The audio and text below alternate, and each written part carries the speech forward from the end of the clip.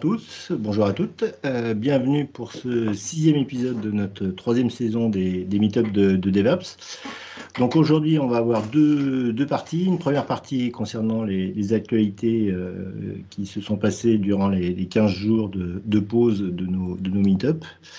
Et puis ensuite, une partie open bar où on parlera notamment de paiement en ligne et éventuellement de comment gérer des mises à jour des bases de données dans vos projets.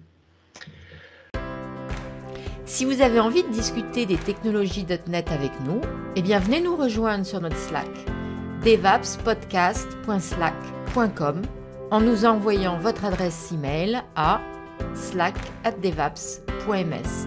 À très vite sur Slack. Alors, concernant les actualités de la semaine, alors tout d'abord, moi je voudrais commencer par le coup de gueule de la semaine. Tout simplement parce que je sais pas, enfin oui, vous avez certainement vu. Donc il y a les Surface Duo qui sont maintenant enfin disponibles en France, donc au modeste prix de 1 550 €. Alors que si vous les commandez aux USA, ils sont à 785 €. Donc c'est un peu donc moitié prix quoi. Donc c'est un petit Ouais, peu. mais t'as le caviar QWERTY quoi. Oui, t'as le caviar QWERTY. C'est la traduction qui coûte très cher, c'est ça. Ouais.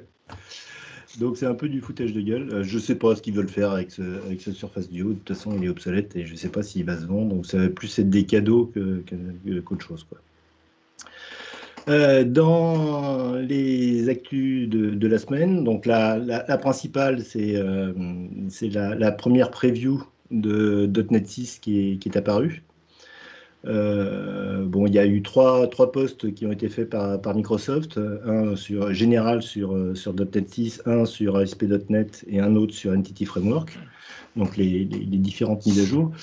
Moi, ce que j'ai constaté, alors je me trompe peut-être, mais j'ai juste l'impression que cette preview, c'est juste la mise en place, j'allais dire, des différents packages et des différents outils pour pouvoir commencer à développer en .NET 6, mais il n'y a pas véritablement de grosses nouveautés à l'intérieur, quoi. C'est plus véritablement la mise en place des outils pour pouvoir commencer à travailler dessus. Je ne sais pas si vous avez vu, vous, autre chose. Non. Bon, c'est... donc, il faudra attendre, je pense, véritablement au moment de la build qui a lieu au mois de mai pour avoir des nouveautés véritables de .NET 6. Sachant que .NET 6, pour mémoire, c'est la seule qui sera, enfin, c'est la première version de .NET Core qui sera LTS, ce qui n'est pas le cas de .NET 5. .NET. Depuis que c'est .NET, parce que .NET Core, il y a la 3.1 qui est LTS. Oh, ouais, t'as raison. Ouais. Donc, c'est la première qui sera LTS, sachant que donc, .NET 5, pour l'instant, c'est un petit peu en stand-by. De toute façon, ils ont annoncé déjà à peu près tout ce qu'il va y avoir dans .NET 6, enfin les grandes lignes. Oui. Ouais. Il n'y a plus trop de surprises, on a l'agenda, on a les grandes lignes. Ouais, bah, de toute façon, il faut livrer en mois de novembre. Hein. Exactement. Oui. Ils n'ont pas beaucoup de temps quoi, pour y arriver. Concernant Visual Studio et Visual Studio Code, Visual Studio 2019, on a la 16.8.5, je crois, qui est parue, donc qui permet surtout de travailler soi-disant plus rapidement sur les grosses solutions. Il y a une question que je me posais, c'est que on est donc en 2021 et on est toujours avec Visual Studio 2019.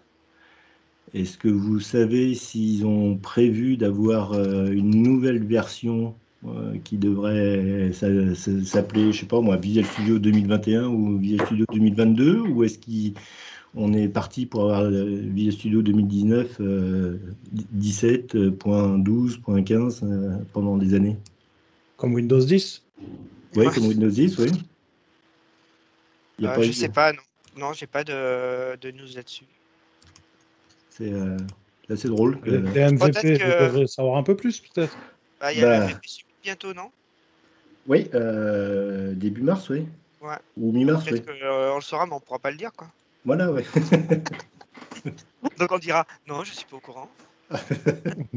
Mais peut-être. Concernant Visual Studio Code, il y a une petite une extension qui s'appelle extension Bisect, qui permet de se débarrasser des mauvaises extensions. Je vais vous mettre le lien dans le fil. Donc le principe, c'est, je ne sais pas combien vous avez d'extensions, moi j'en ai très peu, j'en ai 5 ou 6 seulement d'extensions de Visual Studio Code. Mais ceux qui, ils ont l'air de dire que généralement on est à plus de 50 extensions qui sont installées avec son outil. Et donc, ils sont pas tous, ils peuvent avoir des bugs, comme par hasard. Et donc, j'ai géré des problèmes au sein de Visual Studio Code. Et donc, cet outil Bisect permet de désactiver petit à petit l'ensemble des extensions pour pouvoir voir dynamiquement si le bug est là. Et s'il a disparu, il vous dit c'est cette extension-là que j'ai désactivée. Et donc, ça vous permet d'aller plus vite pour détecter les problèmes, les bugs qui proviendraient d'une extension. Donc, pour ceux qui ont beaucoup d'extensions avec Visual Studio, ça peut être assez intéressant. Autre chose, ça c'est Anthony qui me l'avait signalé, il y a JetBrains qui a publié une nouvelle version de sa police de caractère. Donc, avec tout ce qui est ligature, etc. pour Visual Studio Code, pour Visual Studio, pardon. Alors, c'est vrai que moi, jusqu'à présent, j'utilisais toujours la police de caractère par défaut de Visual Studio. Donc, comme Anthony m'a mentionné ça, j'ai essayé de l'installer et c'est vrai que c'est assez sympathique. Est-ce que vous utilisez la police de caractère par défaut ou vous en utilisez une autre? Moi, j'utilise celle de... moi, j'utilise JetBrains, mais celle qui est modifiée avec plein d'autres caractères, je ne sais plus comment ça s'appelle, augmented, je ne sais pas quoi. Alors moi, c'est la JetBrains Mono, elle s'appelle. Ouais, c'est la Mono, oui. Donc, moi, non seulement... la Cascada. Et la Cascada, ça vient d'où, celle-là? Et Microsoft. De Microsoft. Bon, c'est vrai que ça fait une visu qui est plus sympathique, quoi. Moi, je l'apprécie beaucoup pour les égal ou les supérieurs égales. Les flèches, c'est cool aussi. Ouais, les flèches aussi. Ouais, Cascada fait la même chose. Voilà. Concernant les events, donc c'est la semaine prochaine, le 2. Oui, donc la semaine prochaine, on a Microsoft Ignite, donc du 2 au 4 mars prochain.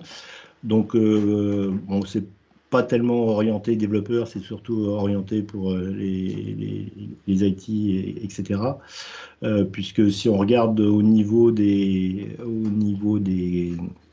speakers, on a seulement 37 speakers sur les 480 qui sont orientés développeurs. Donc, c'est assez limité. Seule chose qui est intéressante, c'est que vous avez la keynote qui va être diffusée en VR. Alors, il va être temps de ressortir ces casques de VR et de voir ce que ça va donner. Ça va être assez drôle. Ils vont, côté développement, ils vont peut-être parler de PowerFX. Alors, c'est une news qui est parue cette semaine, là, qui est un nouveau langage pour tout ce qui est la plateforme low-code, no-code de la plateforme Power. Donc, à vérifier si c'est une rumeur ou si ça va être annoncé effectivement à Ignite. Donc, je pense que ça va être un langage de script qui va permettre d'avancer, de faire des choses un petit peu plus sophistiquées avec la plateforme Power BI. Pas Power BI, mais Power tout court. Vous, est-ce que de votre côté, la plateforme Power, vous l'utilisez ou Ouais. Non. Non, parce que j'ai entendu... Pardon? Surprenant. Ouais. Non, mais quand même, ils ont mis un langage de script sur une plateforme no-code, quoi. Donc c'est... Oui, c'est l'annonce qui était assez drôle, quoi. Nous, on l'utilise au sein du forum, donc chez le client où je suis actuellement, pour le service de ticketing. En fait, comment est-ce que ça se passe? C'est simplement que on a pas mal de demandes par rapport au service dans lequel on est pour faire du support aux développeurs et pour monitorer et tracer les demandes, pour essayer d'avoir un backlog. On a un service de ticket avec un Forms pas un Google Forms, un Office Forms. Et à chaque fois qu'il complète le form, ça ouvre directement un ticket dans Azure DevOps. Et à chaque fois qu'il y a une mise à jour dans Azure DevOps, ça envoie des emails automatiques. Développer ça aurait pris une semaine. En 1h30, le gars a fini le truc. Ouais, moi, ce qui me fait peur un petit peu avec ça, ça me fait penser un petit peu anciennement avec VBA, où tu as les power users de Excel qui développaient des programmes en VBA assez sophistiqués et qui étaient très contents de l'imposer à l'ensemble de l'IT. Là, j'ai peur que ce soit un petit peu la même chose avec cette plateforme Power, où effectivement, c'est très simple pour développer quelque chose. Moi, je m'en sers par exemple pour une notification de log, d'erreur au sein d'application, pour pouvoir diffuser des informations aux personnes qui sont concernées. Mais j'ai peur que ça devienne un petit peu le petit joujou de n'importe qui et qu'il diffuse comme ça et que ce soit un petit peu imposé. Rappelle-toi que ce n'est pas les développeurs qui ont de l'argent dans l'entreprise, c'est les managers. Oui. Et c'est ça que Microsoft vise dans ce cadre-ci, c'est des gens qui n'ont pas forcément des compétences techniques et qui peuvent faire ainsi des trucs juste en 2-3 clics, 3 mouvements, mais une fois qu'ils voudront quelque chose de complexe, ils demanderont à des développeurs de venir développer un truc. Ouais. C'est ça le business. Mm-hmm. Dans les events, deuxième event qui commence demain à 17h, c'est .NET Conf. Donc, où là, c'est vraiment orienté pour les développeurs avec Scott Hunter, Kathleen Dollard. Il y aura même Daniel Ross, puisque Christophe est arrivé, qui va nous parler de Blazor. Mais il n'y a qu'une séance de une demi-heure dessus. Donc, en gros, c'est des séances de 17h jusqu'à minuit et demi, heure de Paris. Qui dure une demi-heure, sauf la keynote de Scott Hunter qui va durer 1 heure. Et donc, vous pouvez aller voir, sur le site, là, je vous ai mis le lien. Et il y a un peu de tout comme conférence. C'est très orienté, alors c'est assez étrange, c'est très orienté WPF et Windows Form. Il parle énormément de Windows Form dans les différentes conférences qui sont annoncées. Et enfin, l'event à ne pas manquer, qui est absolument incontournable. Et après, je me casse. Bon, je l'annoncerai après, alors. Donc, c'est Michel qui, demain, va faire un meet-up sur Cosmos DB. Donc, c'est demain à 18h30, si je ne m'abuse. C'est ça. Et pareil, je vais vous mettre le lien pour que vous puissiez... pourquoi il ne veut plus que je mette de... Pourquoi je peux plus mettre de commentaires, non? Il faut payer ta licence, Richard. Ouais. Ah bah non, c'est oui. Hop là, voilà. Je vais y arriver. Donc voilà pour côté conférence. Côté annonces diverses. Alors je fais ma pub alors, si tu termines avec les conférences. Vas-y, ouais. Avec nos amis luxembourgeois, avec Arnaud Meybach, avec Christophe, Philippe Didier Georges et Christophe Gijax et François Simon et Denis Voituron, on organise le Cloud First au mois de mars.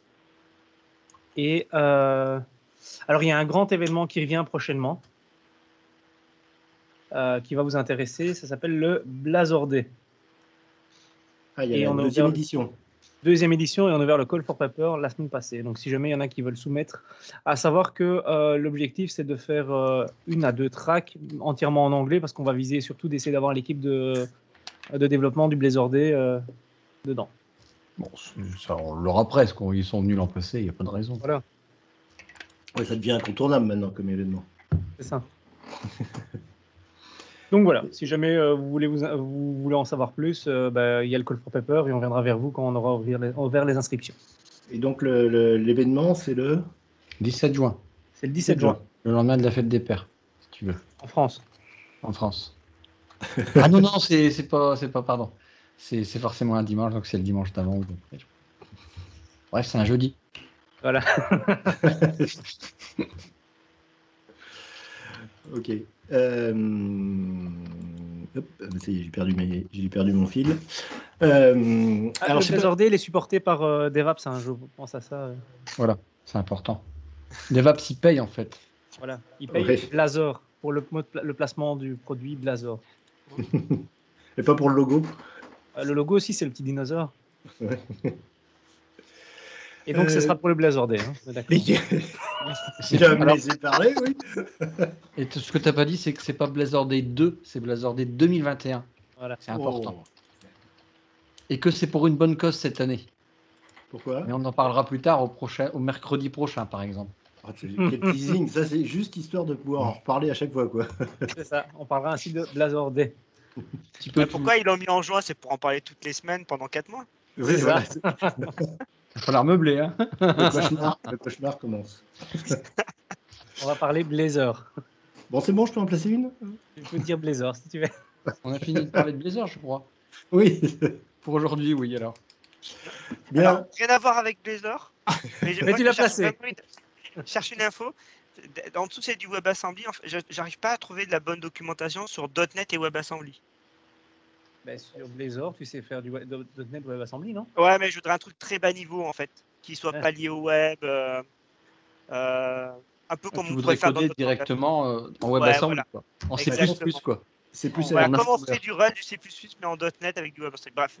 Mais en soi, en fait, plus Blazor, avec, il est basé sur Mono. voilà, c'est plus avec les équipes de Ouais, Mono tu peux qu'il pas. faudrait voir. D'accord, faudrait que je Si tu regarde. reviens en alors. arrière, si tu reviens dans l'historique de Blazor, il y a peut-être moyen de retrouver les premiers commits où ils avaient mis Mono comme assembleur pour s'attaquer avec le WebAssembly. Tout à fait. D'accord. Je regarderai ça. Et tu veux réinventer la roue, Mitch? Non, parce que j'ai écouté pas mal de podcasts sur le WebAssembly et Blazor s'est basé dessus. Et moi, je demandais comment c'est fait en dessous pour avoir sans avoir tout le framework web, mais avoir que le minimum du runtime pour faire des mini apps comme on peut le faire dans d'autres langages. C'était pour ça en fait. Donc c'est l'occasion Ça de doit être poser la sympa. Bah, tu pourras venir nous en reparler dans un meet-up, hein, Richard. Non, mais ça serait intéressant de voir. Hein. Ouais, vraiment. Mais c'est dans le repository GitHub de Mono. Il y a, D'accord. je sais plus, moi j'avais vu au tout début de Blazor, justement, quand Sanderson il travaillait dessus. Et il attendait justement des mises à jour de la part de Mono. Et il y avait des liens sur le site du repository de Mono. Okay. Et Mitch, il y a Deikaza qui a fait un AL converter vers WebAssembly. Sinon, tu as besoin d'une version du CLR pour faire tourner ton C#. Bah, j'ai regardé. Mais voilà, c'est la question que je me suis posée le week-end dernier. Et je me suis dit, c'est bien joli, mais comment ça marche en dessous, quoi. Enfin, j'étais un peu curieux de voir comment ils ont passé du .NET plus le framework web directement dans la WebAssembly. En soi, comment Laurent parlait avec Deikaza, il a fait un schéma, même si c'est de la ski art, pour expliquer un petit peu comment ça fonctionne. Ok, bah, je vais creuser ça. Merci, je vais aller chercher sur son blog. Je t'ai envoyé le lien d'ailleurs, il est dans le planning. Ah, je regarde, je note. Bien. Côté news diverses, alors, il y a juste un truc qui m'avait amusé. Il y a Microsoft donc, qui a fait une publication concernant la problématique avec SolarWinds. Et donc, c'est assez drôle de voir comment une même information a été traitée différemment suivant les médias. Donc, je vous livre l'annonce de silicon.fr, c'était plus de peur que de mal. Alors que Ars Technica disait « Les hackers de SolarWinds ont volé le code source de 3 produits ». Mais en gros, ils reprenaient tous les deux le communiqué de presse de Microsoft et qui disait qu'effectivement, il y avait une petite partie de composants d'Azure, de Intune et de Exchange qui avaient été piratés, mais que sinon, globalement, tout allait pour le mieux. Et c'est assez drôle de voir la façon dont est traité de façon différente entre deux médias, exactement la même info, les mêmes sources, quoi. Côté vie du développeur, toujours pareil, une annonce que j'ai vue, je considère ça comme une annonce plutôt qu'un article sur développer.com. Alors je vous lis juste un petit extrait, il y a marqué « Une enquête auprès de 950 développeurs publiée hier révèle que plus d'un tiers, 38% des développeurs passent jusqu'à un quart de leur temps à corriger des bugs logiciels et un peu plus d'un quart, 26%, jusqu'à la moitié de leur temps à corriger des bugs. Donc, alors déjà, la phrase, j'ai mis au moins 10 minutes pour arriver à la comprendre. Donc, en gros, ça veut dire qu'on passe 20% de son temps à corriger des bugs dans son application. Et après, il y a tout un article en disant que ça prend beaucoup de temps et que les développeurs trouvent que ça prend trop de temps, etc. Bien entendu, toute cette étude a été faite par une société qui vend un outil qui permet d'auditer les bugs et de détecter les bugs au sein de son application. Donc, bon.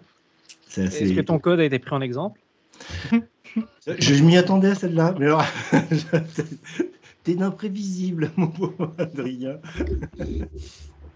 Ouais, donc en fait, c'est une étude de merde, en gros. Voilà. C'est surtout pour vendre, On est bien d'accord. leurs produits, quoi.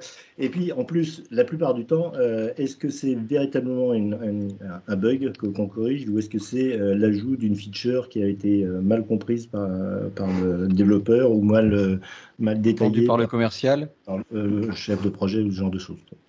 Moi, je pense que derrière, ce qui est intéressant par rapport à ce genre de chiffres, ce serait même peut-être de l'ouvrir à cette étude à plus d'informations, style un développeur, combien de temps réellement il code par rapport aux réunions qu'il peut avoir, par rapport à du bug fixing, par rapport à tout ce qu'il y a autour du développement, mais pas forcément au niveau du développement. Ouais. Ce serait peut-être intéressant de déterminer, parce que je prends un cas concret, mais nous, en Belgique, on a ce qu'on appelle les droits d'auteur, et vu que j'ai créé ma société, je les ai fait aussi. Et une grande réflexion que j'ai dû avoir avec l'avocat qui met ça en place, enfin un des avocats qui met ça en place, c'est combien de temps je prévois de réellement travailler sur du code ou sur quelque chose de productif. Mais après, quand on commence à discuter avec lui, il me dit fais attention parce que tu vas faire de l'administratif, tu vas avoir des réunions, tu vas avoir du commercial, tu vas avoir ci, tu vas avoir là. Mais au final, après, il n'a pas tort parce qu'au final, il y a beaucoup de choses qui viennent à interférer avec vraiment le développement pur. Ouais. Puis d'un autre côté, moi, 20% pour corriger les bugs, ça me semble pas. Bon, tu vas me dire, oui, toi. C'est sur ton code. Qu'est-ce que je fais? J'ai jamais donne le bug, bâton. Tu tends la perche pour te faire battre, c'est pas possible. Oh, je suis fatigué. C'est le barbecue. Oui, c'est le barbecue. Ouais. Non, ou alors c'est l'après-midi au bord de la piscine qui m'a fatigué. Ça, ouais. Voilà. Ouais. Est-ce qu'on peut retirer l'administrateur? Pardon? Est-ce qu'on peut retirer l'administrateur? Non. Richard. Non. Je peux le muter, ça c'est réglé. Mais je peux pas le retirer. Merci. Donc, toujours concernant la vie des développeurs, pareil, j'ai vu sur SiliconFR là, un article sur le salaire des développeurs. Donc, en Europe. Alors, c'est fait par Talent.io qui a produit ça. Et donc, en gros, il vaut mieux travailler à Munich ou à Londres, où on serait à 70 KE en tant que développeur, et alors qu'à Paris, on est à 45. Bon. Et ils font la comparaison des salaires du logement ou pas? Non, il faut pas. C'est vraiment le salaire brut, quoi. C'est pas Ça veut rien dire quand tu vas. Regarde le prix d'un loyer à Londres, tu vas payer 2000 euros, au moins l'équivalent de 2000 euros ou 2500 pour avoir une chambre. Semaine. Là où à Paris, ça coûte beaucoup moins. Ouais, sachant qu'en plus, c'est la semaine. C'est ce que je voulais dire en fait. C'est un peu les salaires sont proportionnels à la vie, quoi. Ouais. Viens à la ville de mon cul, va y travailler, je sais pas quoi. Non, ce qui m'a étonné dans leur rapport, c'est qu'il y avait peu de différence entre Paris et la province. C'est-à-dire que Paris, c'est 45, alors que la province, c'est 40. Bon. Ouais. C'est quand même 5000 hein, au bout d'un an. Au bout d'un moment, c'est que dalle, quoi. Tu gagnes plus en province. Hein, quand tu compares avec les loyers, je te signale, c'est bien dans la province. Mais est-ce que c'est brut ou net d'impôt? Peu importe, c'est les mêmes impôts en France partout. Non, hein, c'est pas les mêmes impôts partout. En Belgique, on est plus taxé. Non, en France, moi, que j'habite là, j'ai les mêmes impôts. Non, mais le montant, le chiffre qui a été donné, est-ce que c'est net d'impôt ou c'est brut? Peu importe. Non, mais ce qui est bien, c'est qu'effectivement, c'est vraiment des études à la con, quoi. Mais en fait, nous, on les regarde pas, ces études-là. Non, Richard. Je meuble. Il s'ennuyait au bord de la piscine en attendant que son charbon de bois brûle. Parce que moi, j'arrive pas à lire développer.com, leurs emails, j'arrive pas. Après, ce qui peut être intéressant, c'est de travailler en province, c'est de faire du télétravail pour l'entreprise à Paris, quoi. Il y a que 5 000 de plus. Oui. C'est vrai. Encore plus intéressant, c'est de travailler à l'étranger depuis la France. Travailler à l'étranger depuis là. Ou d'habiter à l'étranger. Il est quand même plus sympa, mieux au Canada maintenant. On est en retraite. Ouais. Ce que je voulais dire, c'est habiter près d'une frontière et travailler de l'autre côté. En fait. Frontière suisse. Les salaires suisses sont très importants. Moi, j'habite dans le 93, mais je travaille de l'autre côté de la frontière, intramuros. Je suis transfrontalier. Dans ce sens. Tu prends ton passeport tous les jours, c'est bon. Ouais. On l'appelle Navigo. Bon, concernant Edge, oui, il y a juste les notifications intelligentes qui vont être mis en place. Donc, en gros, c'est pour éviter d'avoir toujours à cliquer sur bloquer les notifications de la part d'un site web. Donc l'idée, ça va être d'analyser ce que font les utilisateurs de façon globale sur un site, et donc de proposer ou de ne pas proposer systématiquement cette notification si la majorité des gens ont cliqué non, quoi. Bon, c'est pour éviter d'être emmerdé, quoi. C'est la même intelligence qui gère les spams dans leur Outlook ou pas? Non, c'est pour savoir. T'aurais un message là-dessus? TypeScript 4.2 qui continue, enfin TypeScript qui continue avec sa version 4.2 qui est parue hier. Une alternative à Electron qui s'appelle Tori, qui permettrait de faire des développements natifs pour Windows, Mac, Linux, etc. Oui. Donc avec du JavaScript ou du TypeScript qui serait beaucoup plus légère que Electron. Mais c'est vraiment encore au stade premium, là, enfin initial. Toujours dans les news diverses, Office 2021, donc qui va être en version cloud et en version desktop. Mais surtout, ce qui m'a interpellé, c'est j'ai cru lire quelque part, je ne sais plus où, qu'il y aurait un abandon du ribbon à l'intérieur des outils d'Office. D'accord. Et donc la question est qui, dans son application, utilise le ribbon? Moi. Dans son utilisation ou son application? Je l'ai créé ou j'utilise? Genre Word ou mon application que je crée? Oui, qui a créé une application dans laquelle il a mis un ribbon? Moi. Dans cette décennie. Ouais. Non, parce que j'ai l'impression que ça va faire un petit peu comme la touch bar du Mac. C'est-à-dire que c'est apparu, ça va redisparaître, quoi. Je comprends pas, en fait, ta remarque. C'est bien pour toi ou je comprends pas, parce que c'est pratique, les rubans?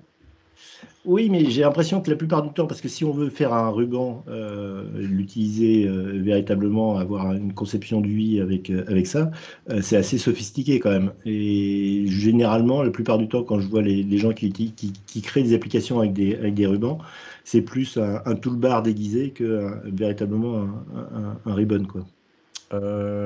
En fait, moi, sur mes applications desktop, que je maintiens toujours, je mixe un peu les deux. C'est-à-dire que, regarde, voilà. Ici, tu vois, hop, je vais effacer des trucs que vous n'avez rien à branler. Adrien et Al, voilà. En fait, si tu veux, tout doucement, j'avais ce ruban là-haut. Okay. Ouais. Très pratique parce que c'est visible. Si je compare ça avec une barre d'icônes 1616 de 1932, on est tous d'accord que c'est vachement plus clair. Mais tout doucement, maintenant, je prends des split view comme ça, en fait. Et pour moi, le ruban, enfin, tu vois, ce principe-là qui me permet d'avoir un truc qui est plus clair qu'une ancienne interface avec des onglets. Ça, finalement, donc moi, pour pallier à ça là-haut, je vois pas comment, mais ça, j'en fais de plus en plus, ça. C'est plus simple. Et du coup, tu vois, sur la gauche, là, je vais faire des subdivisions, tu vois. Ouais. Voilà. Donc là, tu vois, je mets plus de ruban, mais parce que ça aussi dans Office, dans Office, ça ressemble à ça aussi. Bah, je copie sur Office. Attends, j'ai rien inventé. Non, mais si demain il me trouve une UI qui est mieux qu'un ruban, mais moi maintenant je me dis que comme on a des écrans plus larges que haut, tout doucement, je mets tout ça sur la gauche, quoi. Voilà, petite parenthèse de mon point de vue. façon, il faudra bien mettre des boutons, des actions quelque part. Donc, Sauf que. Le ruban de maintenant, c'est pas le même que le ruban d'il y a 15 ans. Enfin, quand ils sont sur Office 2007, il a bien changé le ruban depuis. Hein. Ce qu'il y a, c'est que maintenant, on pense web. Et quand on pense web, on ne pense pas ruban. Donc, on voit autrement une interface. Et quand on revient dans du desktop, souvent, on reprend l'idée du web. Et... Ouais, je sais ce que tu veux dire. Et puis, il y a le tactile aussi. Parce que le ruban, pour aller cliquer sur le bouton gras de Word avec ses gros doigts, c'est pas évident, quoi. Et ouais, c'est ça aussi, ouais. Donc, Mais c'est compliqué, l'UI. Mais en fait, je pense maintenant, il faut penser web. Parce que le web est assez... il y a beaucoup plus de designers, donc dans la masse des gens qui trouvent des trucs sympas, quoi. Voilà. Ok. Maintenant, il y a Laurent, puisqu'il s'est désigné, qui va nous parler d'une nouveauté qui a été annoncée, je crois que c'est la semaine dernière. C'est Dapper. Je ne sais pas comment on prononce. Dapper. Dapper. Ouais. Ouais, bah voilà, je te laisse. Ok. Non, parce que je n'ai pas compris ce que c'était exactement. Ok, Dapper, c'est pour Distributed Application Runtime. Et bon, c'est un projet open source qui a été créé par Microsoft, qui vient d'atteindre la version 1.0, et donc qui est production ready. L'idée, c'est de faciliter la vie des développeurs qui veulent créer des applications distribuées à base de microservices et de pouvoir les déployer sur n'importe quelle infrastructure. Leur mantra, c'est Any language, any framework, run anywhere. Donc, les langages qu'ils ont supportés, c'est du Go, Node.js, Python, .NET, Java et C++. Donc, ça, c'est plutôt la partie SDK qui supporte. Et les clouds et les infrastructures qui supportent, c'est Azure, AWS, Alibaba, Google, Kubernetes, le on-premise, donc dans l'entreprise. Ce genre d'application basée sur des microservices, c'est quelque chose de complexe à l'origine. Donc Dapper veut le rendre plus simple à développer et adresser donc cette partie de complexité à travers une architecture de composants pluggables. Alors, il y a différents niveaux. Il y a ce qu'ils appellent les building blocks. Donc, c'est des services de haut niveau, comme le management data, state management, les messages bus comme publish, subscribes, les acteurs en modèle, les secrets, ce genre de choses. Donc, ça, ces building blocks, c'est des espèces de Lego qui sont assemblables et configurables dans Dapper. Et plus bas, il y a ce qu'ils appellent les composants, qui sont en fait une concrétisation de ces building blocks. Par exemple, pour ce qui est le state management, un des building blocks, c'est le state management, et un des composants du building blocks state management, c'est par exemple MongoDB ou AWS DynamoDB, Azure Blob Storage, Couchbase, Redis, SQL Server. Donc, ils ont plusieurs implémentations qu'on peut intégrer. L'idée de Dapper, c'est basé sur l'architecture de ce qu'ils appellent des sidecars. Il y a Christophe qui est complètement perdu. Non, oui, non, vas-y, continue. Ouais. Et donc, en fait, l'idée des sidecars, en fait, c'est d'isoler votre service du reste de l'application et d'offrir des services plus facilement interchangeables dans votre application. Donc, vous écrivez du code business et vous utilisez les building blocks qui vont abstraire en fait votre infrastructure. Voilà en gros l'idée de Dapper. D'accord. Et je vais poser une question, je suis complètement novice là-dedans, et puis je suis un peu comme Christophe, j'ai du mal à comprendre. Est-ce que derrière, il y a du Kubernetes pour l'orchestration ou ça n'a rien à voir? Non, tu peux hoster sur du Kubernetes, ouais, sur une infrastructure comme Azure ou AWS ou ce genre de choses. Après, quand tu développes en local, tu vas plutôt avoir un système de Docker Compose apparemment, ou ce genre de choses. Tu peux aussi utiliser Kubernetes en local, mais ouais. D'accord. Ok, bon.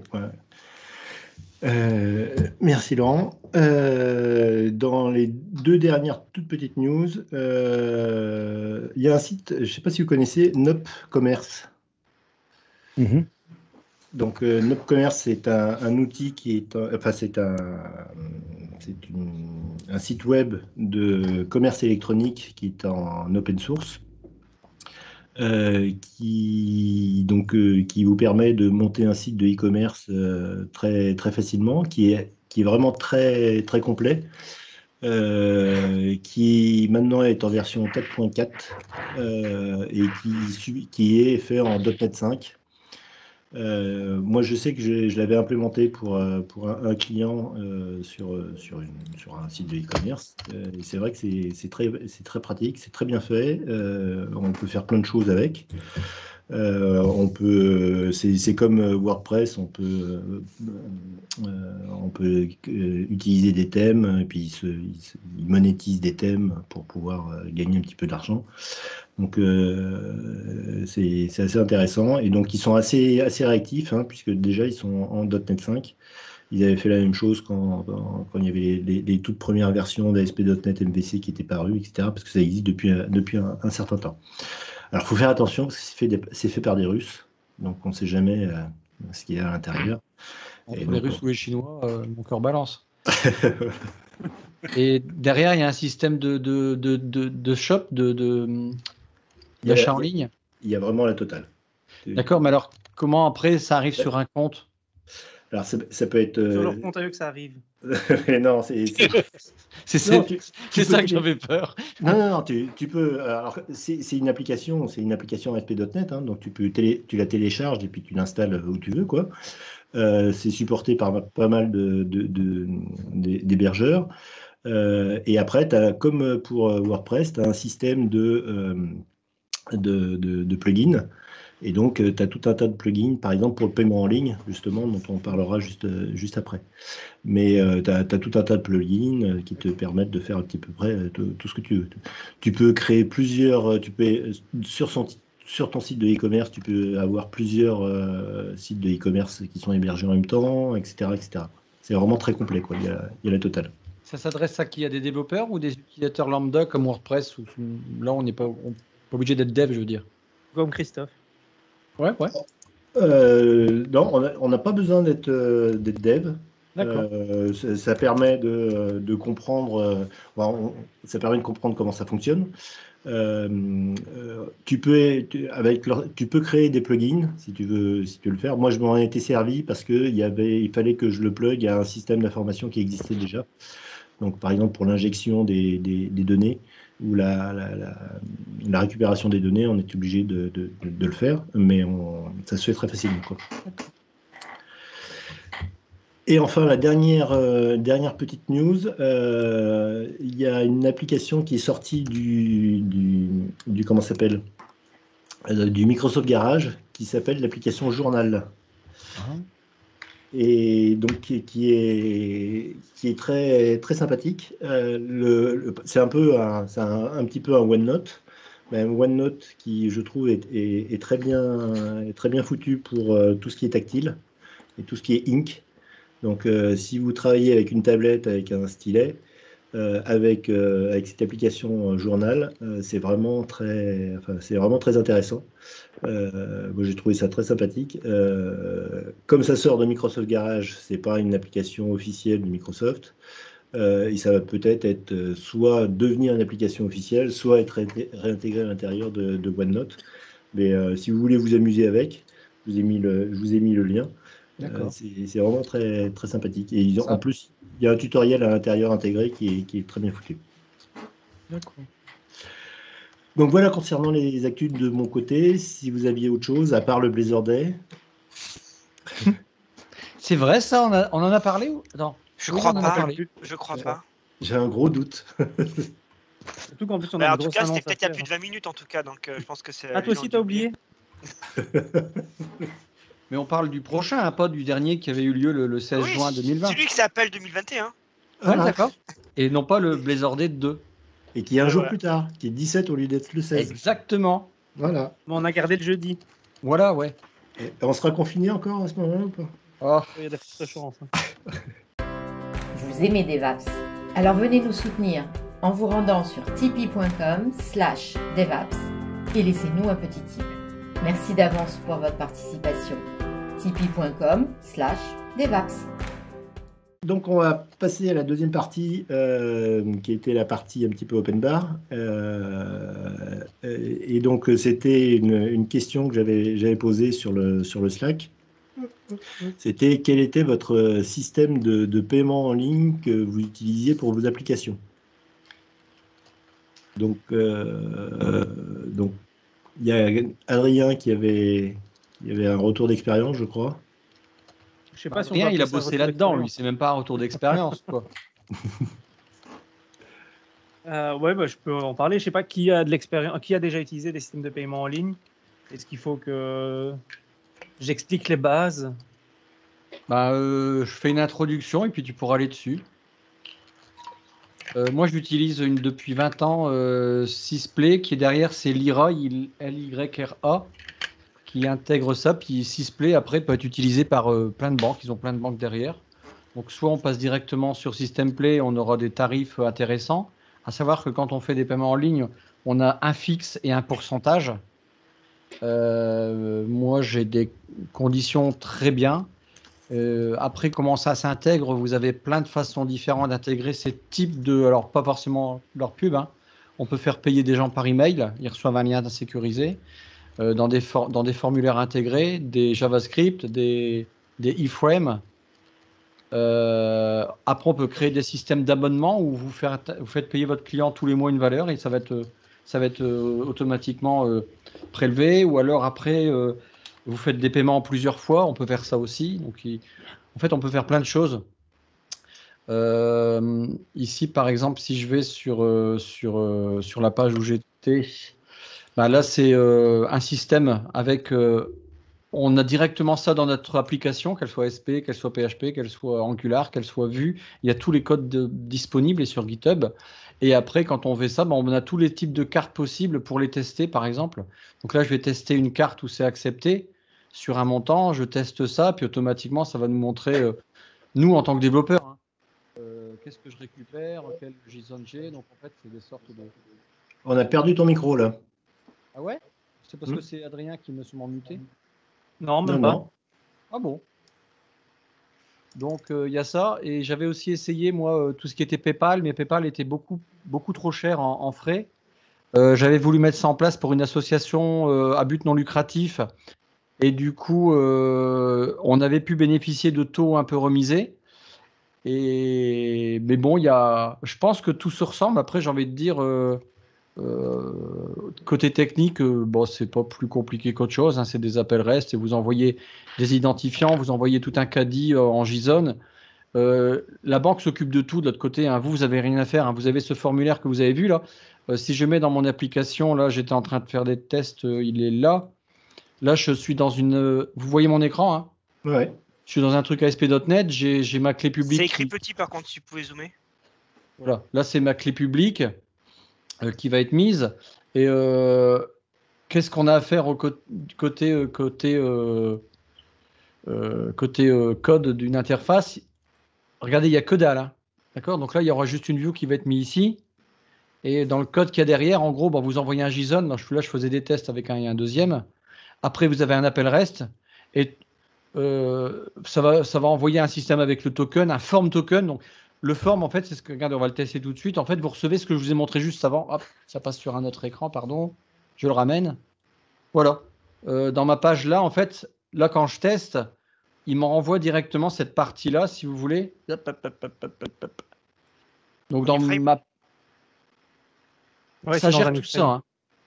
Tout ça, c'est géré. Et même en bas, pour moi, en tant que développeur, quand je suis en debug, je retrouve en fait tous des systèmes de cartes qui vont permettre de tester tous les cas possibles. Ah, c'est cool. Et donc, je fais ça c'est pré-rempli. Je vais payer ma valeur. Et hop, regardez, là, j'ai même demandé un 3D Secure. Hop, il l'a rempli.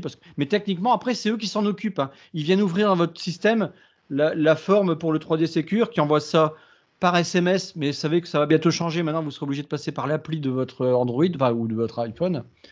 Et en fait, c'est tout, moi. Donc là, je suis en train d'intégrer ça. Là, d'accord, ça moque toute la partie bancaire pour tes devs.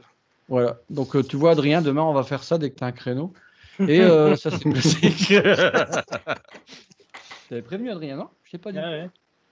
Voilà, donc ça, voilà, c'est un exemple de ce que. Mais c'est bien foutu, quoi. Et les frais, pour vous en parler, moi, par exemple, alors j'ai coupé mon écran, j'espère, en tout cas. Hop. Ouais. Les frais. Alors le fixe, par exemple, de ce que j'ai, donc vous pourrez comparer si vous utilisez autre chose. Alors j'essaie de meubler 2 secondes parce que je suis en train de chercher. Vite. Moi, je suis à un fixe de 0,29 centimes et 1,3%. Alors parfois, on en voit des similaires. Quelqu'un dans le Slack DevApps, si vous êtes, il y avait quelqu'un qui en avait parlé et puis il avait trouvé un taux. Je me demande si c'était pas sur un truc qui s'appelait Spride ou Pride, je sais plus, qui était assez similaire. Et on n'était pas loin. Ils étaient à un fixe de 0,27, moins que moi, mais ils avaient un pourcentage de 1,4. Donc finalement, moi pour l'instant, j'y gagne toujours 20 ans après. Et t'as pas de frais d'installation ou ce genre de choses? Non. Non. Oh, peut-être au départ, j'ai peut-être dû payer un truc à 15 €, mais je m'en souviens plus. Ça, c'était quand j'étais jeune. Ouais, parce que c'est impressionnant, parce que quand on voit par exemple un système comme PayPal, je crois que PayPal c'est 8%. C'est super cher PayPal, il ne faut pas le comparer PayPal. Et alors le pire, c'est avec les banques. Oui, mais moi, en fait, derrière, moi, là, c'est la caisse d'épargne, moi. Mais j'ai été regarder sur SystemPlay parce qu'on peut les avoir en direct. Puis après, tu renvoies ça sur un autre compte, quoi. Et ils n'étaient pas loin. Donc, je vous mets le lien de ce truc-là. Et franchement, après, j'en sais rien, hein, mais je pense qu'il y en a plein des systèmes. Mais c'est intéressant, c'est de comparer les taux. C'est ça qui est... Parce que ça va vite. Hein. Moi, au bout d'un an, quand je regarde tous mes paiements en ligne, tout ce que j'ai donné, youhou! Les c'est par rapport aux transactions? Ah, il y a eu 2 questions en même temps. En parlant de taux, c'était par rapport aux transactions? Oui, et les transactions, qu'elles aboutissent à un paiement ou pas? Non. D'accord. Ah non, si ça n'aboutit pas à un paiement, je ne suis pas prélevé. Ça dépend lesquels. Alors, moi, ça va. Moi, c'est pour info, dans ma société, on a utilisé GoCarless, qui sont pas mal. Du coup, ils sont pour faire des transactions ponctuelles ou récurrentes. Et leur taux est un peu plus bas par rapport à ce que tu as dit. D'accord. Voilà, comme quoi. Je vous envoie le lien. Ouais, et c'est intéressant. Non, parce que non, c'est surtout la simplicité de mise en œuvre. Parce que moi, j'ai eu pour un client avec Mercanet, je ne sais pas si ça vous dit quelque chose. Où là, avec Mercanet, il faut carrément installer sur la machine qui hoste le site web tout un tas d'outils pour pouvoir approuver les transactions, quoi. Ouais, mais là, c'est galère, t'imagines, toi? Là, moi, je laisse faire la banque, quoi. Ouais. Ils te font un dongle aussi que tu mets derrière. Ouais, mais c'est le même genre, ouais, c'est le même esprit. C'est à peu près le même esprit. Et alors, je ne parle même pas de la documentation, qui est complètement inexistante. C'est assez impressionnant, quoi. Et moi, je ne saurais pas faire ça, en fait. Le seul truc que j'ai jamais mis en place, c'était les prélèvements mensuels. J'aurais bien voulu ça. C'est pour ça qu'il y a Adrien qui est là. T'as bien fait de venir. Ouais. C'est pour ça qu'on l'a invité. Mais du coup, GoCarless, on peut le faire avec. On peut faire des paiements récurrents. Moi aussi, on peut le faire, mais je l'ai jamais mis en place. Non, mais c'est intéressant de voir les deux possibilités. Ah ouais. Après, Par contre, ce qui est intéressant, Adrien, ouais, vas-y Adrien. Après, ce qui est intéressant, c'est aussi de mettre des systèmes comme des IPN, donc des Instant Push Notification à chaque fois qu'il y a un changement de statut. Parce qu'il faut savoir que dans les transactions, quand vous en faites, il y a plusieurs états d'une transaction. C'est comme quand vous allez vous prenez une chambre d'hôtel, au départ, vous mettez votre carte et elle sera seulement débitée si vous partez et que vous avez consommé dessus. Donc, dans le monde du paiement, on va appeler ça une autorisation et au moment où on va prélever dessus, on va appeler ça une capture.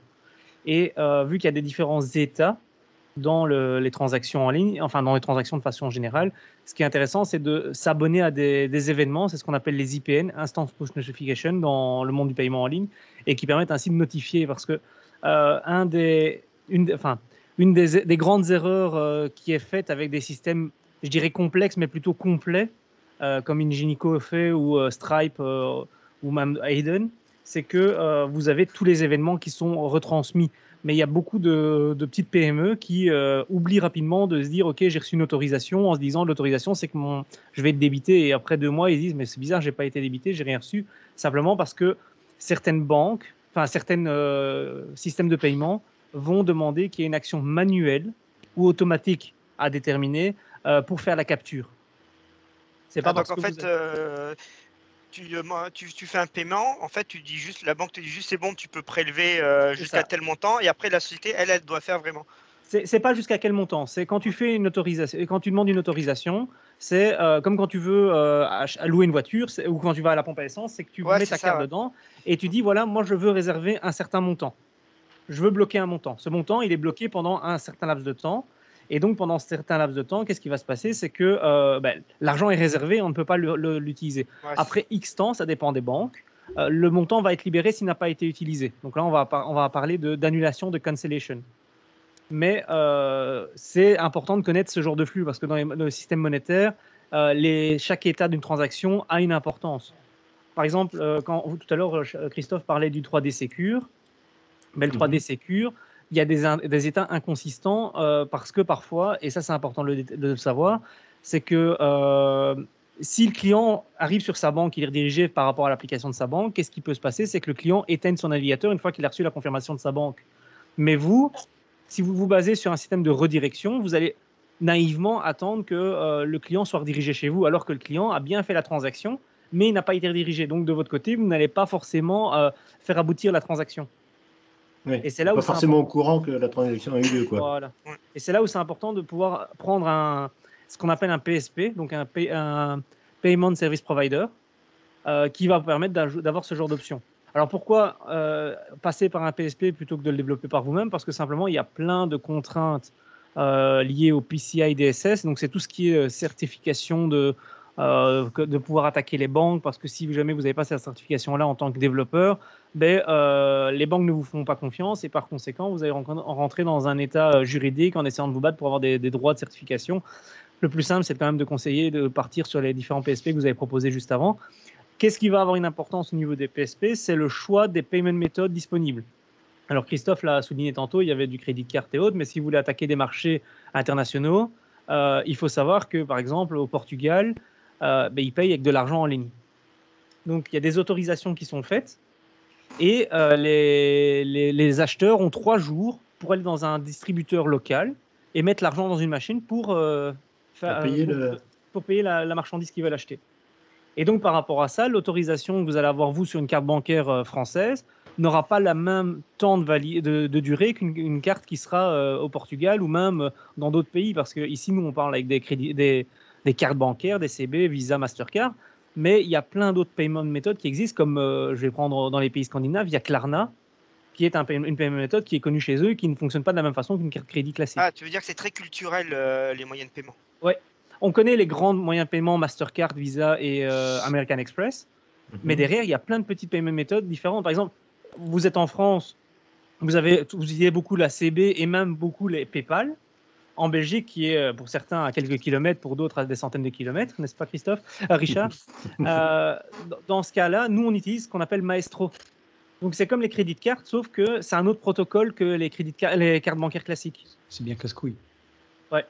Mais c'est bien, maintenant, on peut trouver un peu plus de Visa en Belgique. Ils sont un peu plus ouverts aux autres. Voilà. Parce que Maestro, c'était vraiment le truc où personne n'est arrivé. Quand tu arrives dans un magasin, vous prenez Visa? Oui, non. Peut-être Mastercard? Non. Moi, quand j'étais petit, pour aller en Belgique payer en carte. Alors, pour Adrien, là, pour reprendre ce que avait présenté Christophe juste avant, ton PSP, là, ça intervient. Mais, en fait, le PSP, c'est ce que Christophe a proposé avec SystemP, comme. Excusez-moi, je ne sais plus qui a proposé GoCartless. Ouais. C'est ça c'est un PSP. Donc c'est lui qui va faire la passerelle entre vous en tant que développeur ou en tant que consommateur d'un site web vers les banques, vers les différents systèmes de paiement. C'est pour ça que vous allez avoir les systèmes de cartes au niveau des ressources. Je ne sais pas. Ici j'étais sur sur GoCartless, j'ai pas vu les différentes paiement méthodes qu'ils proposent, mais ça, c'est aussi important parce qu'aujourd'hui, si vous vous attaquez à un marché français, clairement, vous allez tous rester dans du Visa, Mastercard, carte bancaire.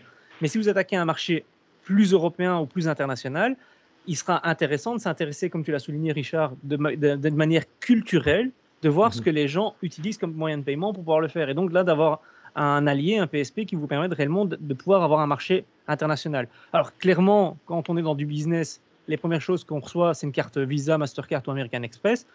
Normalement, tous les PSP le font. Mais par contre, quand vous allez faire du B2C avec du particulier, les particuliers n'ont pas forcément de Visa Mastercard. Et encore, vous allez avoir aussi une partie culturelle comme la partie liée à PayPal. En France, PayPal est utilisé beaucoup pour des moyens de paiement de particulier à particulier, ce qui n'est pas le cas en Belgique ou au Luxembourg. On utilise un truc qui s'appelle Payconic, qui permet de générer un QR code, et l'autre partie qui veut faire la transaction peut aussi avoir un QR code. Ou alors on pensera aussi à tout ce qui est N26 ou c'était quoi l'autre Revolut, c'est Christophe qui essaie de me le vendre à nouveau, ce truc-là. Ouais. Ça fait des années qu'il essaye de le vendre. C'est aussi des façons différentes de pouvoir gérer son besoin. Alors, si vous voulez faire de la transaction, de vous amuser à faire ça, vous pouvez utiliser l'API de PayPal qui permet de générer des transactions et de voir un petit peu comment ça se passe pour réellement faire des transactions en dur. Et ça vous permettra d'éviter d'avoir un intervenant parce que à chaque fois que vous utilisez un service, ça va vous coûter de l'argent. Clairement, un PSP, c'est pas gratuit, comme Christophe l'a souligné. Il y a des taux, il y a des taux à la transaction.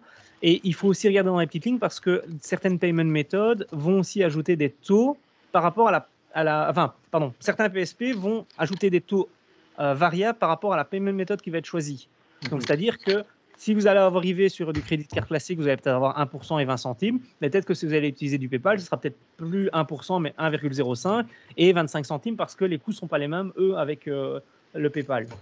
Donc ça, c'est aussi important de le savoir. Ok.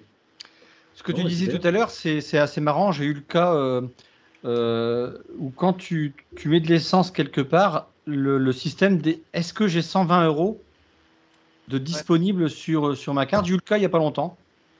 Si j'avais pas 120 € sur mon compte d'une carte prépayée, pas prépayée mais bancaire, c'était une Revolut d'ailleurs, je peux vous faire gagner 10 € en ce moment si vous me faites parrain. Mais c'est vrai. Marchand de poissons. Bon, de toute façon. Et en fait, du coup, si dessus j'avais pas mis mes 120 €, donc en fait j'ai été pendant une journée retiré de 120 € alors que j'avais mis 47 € d'essence. Et le lendemain, boum, ils ont fait la bascule sur ma carte. Ok. Bon, bah super.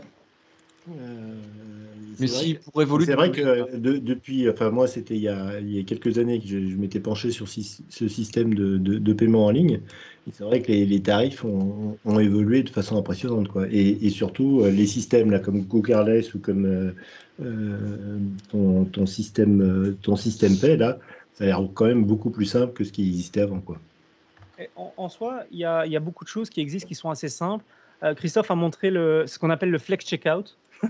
Le terme exact, c'est flex checkout, c'est-à-dire que vous allez avoir une iframe sur votre application qui vous donnera un bouton pour pouvoir faire une redirection. Alors, soit la redirection, elle va rester interne à l'iframe dans lequel vous êtes, et donc ça va se faire dans la popote interne. Et ce flex checkout-là va permettre de garder l'intérieur complet du système pour le site web pour qu'il reste le même.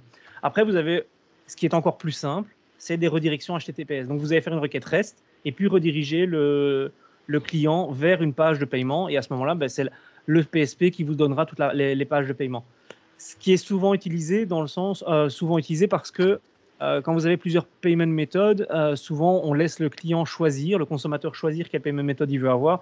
Et en faisant une redirection, ça permet ainsi de ne pas se soucier du design lié à l'affichage des cartes de crédit, parce qu'il faut savoir que légalement, vous êtes obligé d'avoir le design des cartes qui soit exactement le même pour tous. Vous ne pouvez pas avoir un logo plus grand qu'un autre parce que c'est concurrentiel par rapport aux différentes payment méthodes. Donc, l'ordre a de l'importance, mais aussi le nom la couleur des marques, parce que vous devez utiliser les logos officiels. La taille, vous ne devez pas avoir des tailles plus grandes que d'autres. C'est vraiment super réglementé, donc ça c'est important. Il faut des cartes bleues, des cartes jaunes, des cartes noires, des cartes masculines, des cartes féminines. Voilà. Tu sais, c'est pas facile, hein. Bien, bon, bah écoutez, merci. Et on va se retrouver donc la semaine prochaine, normalement, si tout va bien. Et là, je vais le surprendre, c'est Michel qui nous a promis quelque chose. Encore ? Oh putain, c'est vrai. Je déconne. Ouais, mais on va parler de base de données aussi, parce que j'attendais ça, moi aussi. On devait parler de base de données aujourd'hui, je crois, Richard. Bah oui, mais il est 18h05, donc moi je vais me coucher, je sais bien, c'est pour ça. La semaine prochaine. Ouais, je vous parlais vous avez parlé de Terraform il y a longtemps, je crois. Et donc là, je vais vous parler de Pulumi, une autre façon de faire de l'infra as code, mais pas avec du code. C'est pas du faux code, quoi. C'est pas vrai. Donc ça sera du vrai code en C#. Oui. Du vrai, quoi, du sérieux. Quoi. Voilà, pas du low-code, du bof code. Du C++. Doucement, doucement. Bon. Bon, écoutez, merci à vous. Bonne semaine, portez-vous bien et à mercredi prochain. Ciao. Ciao. Ciao. Salut. Et on parle quand de mon chat?